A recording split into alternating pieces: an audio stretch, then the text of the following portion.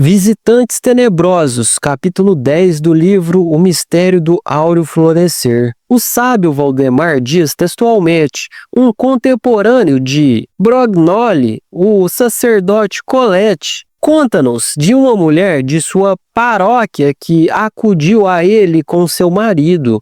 Ela era devota e de bons costumes, porém, fazia 10 anos estava acossada por um tal espírito que de dia e de noite lhe sugeria o desonesto e, até quando não dormia, procedeu com ela um íncubo, pelo que não era, de modo algum, um sonho o que padecia, mas não logrou obter sua conformidade, permanecendo ela inquebrantável. Assim, o exorcista não teve mais do que pronunciar o praeceptum levedicum contra o demônio e daí em diante ela se viu livre dele. Neste caso, diz Valdemar, vemos que quando a consciência de um obsesso a tal ponto imaginou como subterfúgio a violação pelo demônio, ou seja, quase uma tomada de possessão contra sua vontade, pode superar-se o estado mediante o processo de uma expulsão do espírito lascivo pelas forças morais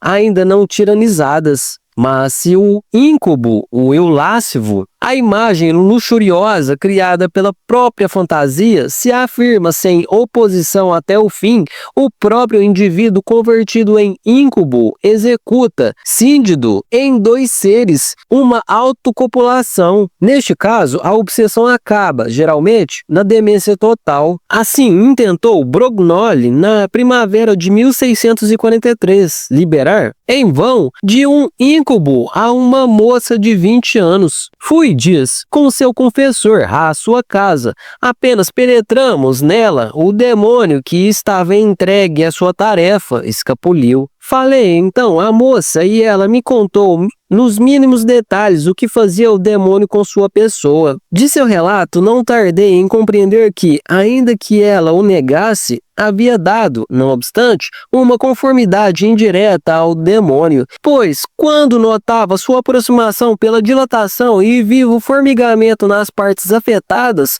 não buscava refúgio na oração, nem invocava a Deus e a Santa Virgem em seu auxílio, nem ao anjo da guarda, senão que ia correndo à sua habitação e se estendia na cama, a fim de que o maligno pudesse executar sua tarefa mais cômoda e agradavelmente. Quando tratei de despertar nela, em conclusão, uma firme confiança em Deus para liberar-se, permaneceu indiferente e sem eco, notando eu, então, uma resistência, como se não quisesse ser liberada. Deixai-a, pois, não sem antes haver dado algumas prescrições a seus pais sobre disciplinas e repressão do corpo de sua filha, mediante jejuns e abluções. Mas não só eram visitadas, assim, as mulheres, diz o sábio Valdemar. Brognoli foi conduzido em Bérgamo a um jovem comerciante de uns 22 anos de idade que havia enfraquecido até ficar puro esqueleto, porque o atormentava um súcubo. Fazia vários meses, ao estender-se em sua cama, apareceu-lhe o demônio na figura de uma moça extraordinariamente bela, a qual amava. Ao gritar, contemplando aquela figura, ela lhe havia instado para que se calasse, assegurando-lhe que era, em verdade, a mesma moça e porque sua mãe lhe batia, havia fugido de casa, recorrendo à de seu amado. Ele sabia que aquela não era sua Teresa, senão algum diabrete. Não obstante, após alguma conversa e uns abraços, levou-a consigo para a cama. Depois lhe disse a figura que, em efeito, não era a moça, senão um demônio que o queria, um de seus eus-diabos e que, por isso, se unia a ele dia e noite. Isto durou vários meses, até que Deus o liberou por meio de Brognoli e ele fez penitência por seus pecados. Através deste insólito relato, resulta completamente palmária e manifesta a autocopulação com um eu-diabo que havia tomado a forma da mulher amada. É inquestionável que aquele mancebo de ardente imaginação e espantosa luxúria havia utilizado, inconscientemente, a faculdade ideoplástica para dar formas sutil à sua adorada.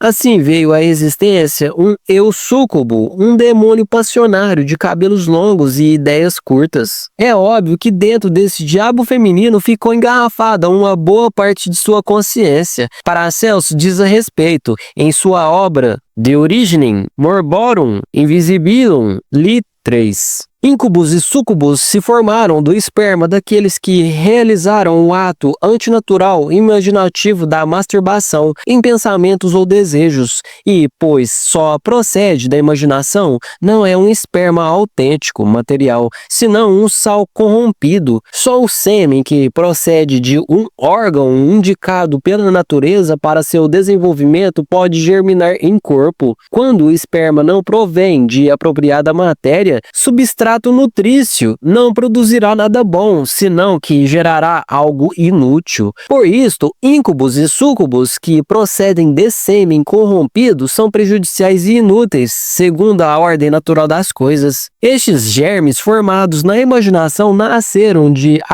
amor e hers, o qual significa uma espécie de amor no qual um homem se imagina uma mulher, ou vice-versa, para realizar a cópula com a imagem criada na esfera de seu ânimo. Deste ato resulta a evacuação de um inútil fluido etérico, incapaz de gerar uma criatura, porém em situação de trazer larvas à existência. Uma tal imaginação é a mãe de uma exuberante impudicícia, a qual, continuada, pode tornar impotente um homem e estéril uma mulher, já que, na frequente prática de uma tal imaginação enferma, se perde muito da verdadeira energia criadora. Os eus larva da lásfia são verdadeiros entes pensamentos autônomos, dentro dos quais fica enfrascada uma boa porcentagem de consciência. As larvas das que fala Paracelso não são outra coisa que aquelas cultivadas formas de pensamento que devem sua força e sua existência unicamente à imaginação desnaturalizada.